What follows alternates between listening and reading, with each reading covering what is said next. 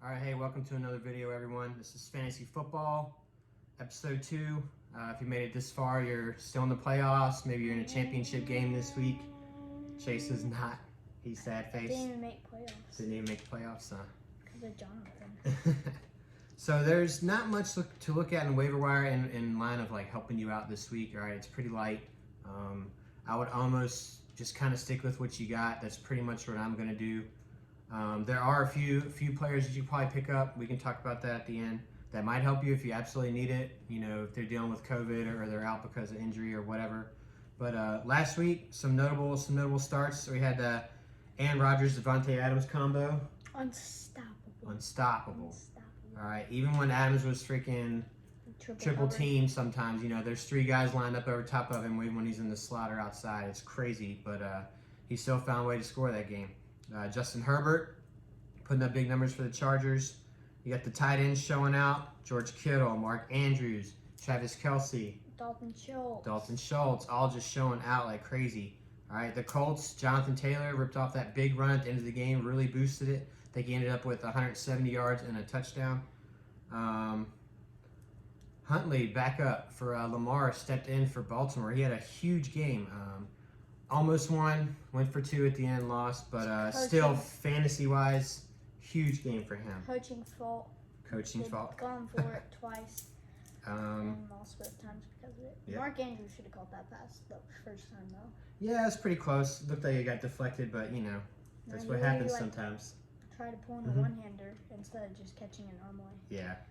So, Mahomes connecting with Tyreek Hill, it's always going to be a problem. Tyreek Hill had a huge game.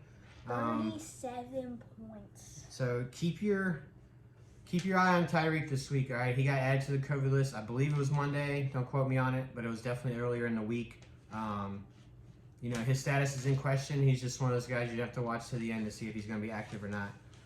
Kind of have a plan maybe to replace him. Couple other ones. Brandon Cooks, Houston, huge game. Houston's not a very good team, but he managed to rip off about 29 fantasy points. So. Good on him. Defense-wise, Chaize, who do you think? Like, pick a defense? No, like a notable defense. Who did well this week? Cowboys did well. Yeah, they had a few takeovers. I had them start in my fantasy league. They got me some points. Saints did well. Really Saints well. shut out the Bucks. Colts got some takeaways. That's who I had. One defense to talk about, Cardinals defense. Oof. They were in line. They could have had a huge game against Detroit, and ended up. I think they might have scored 1 point. They fantasy. scored. It was 10-30. Yeah, but fantasy wise, it was literally 1 point on defense. I think is all they got. So that was a little bit disappointing for me. I had them starting in one of my leagues. So the one that you lost in. Yeah, I lost in that one, but a couple other players that are disappointed. I had Gaskins from Miami in the game. Not sure it was his fault or not, but Duke Johnson ended up with over 100 yards and 2 touchdowns for Miami, which I didn't see coming because I've been starting Gaskins pretty consistently. He likes to score at least once a game, but I don't really know what happened in that game. But yeah, I guess Duke Johnson was a hot hand. They rode him. Jamar Chase, the Bengals only had 1 reception. What do you think of that? Oof. That's crazy, huh? Oof. Same thing. Amari Cooper, 2 receptions. Oof. Yeah. Oof. And one other disappointment I had, and I had him starting as well against my Colts, was Ramondre Stevenson, Patriots running back. No, I don't really. Shut out. Yeah, but I don't really blame him too much, right? Colts jumped ahead, kind of forced Mac to maybe throw the ball a little bit more, so they wasn't as involved. If you get him in a game where the Patriots are up by a touchdown or by 10 points or something, he's probably gonna be a lot more effective. I'm gonna be rolling with him again this week, so there's a pickup for you if you need a running back and he's available. I would roll with him. All right, he's probably going to bounce back. He's probably going to get the ball, run more. He's definitely the best back out of the 3, as long as Damian Harris isn't starting. So just keep that in mind. So like I was saying, going ahead with the championship games, I don't see much, but there are a few players. Stevenson, like I just mentioned, for Patriots, could definitely help you out as long as Damian Harris isn't playing. So remember that. The Tennessee Titan running backs, both have shown kind of promise.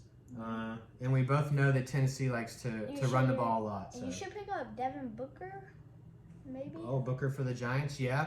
But they still have Saquon, so like that backfield's a little tricky because we watched that game and Booker was ripping off some like 20 and 30-yard runs. So hey, good point, Chase. I didn't remember that. I used to have Booker when Saquon got injured because I picked Saquon as my number 1. Yeah.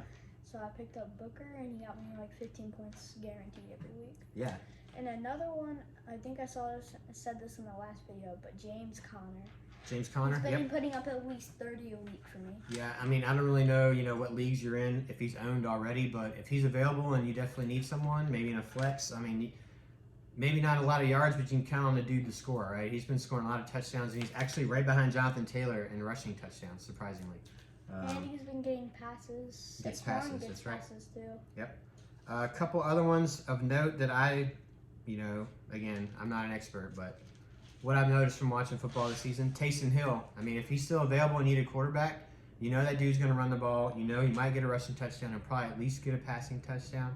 I mean, what do you think, Chase? Dude's pretty solid. Yeah, and Tua Tagovailoa. Tua, hey, good point. They're on that win streak. He's putting up decent numbers. They're not, he's not putting up 30 a game, but he's putting up consistent numbers. If you need someone to plug in there, he might be your guy.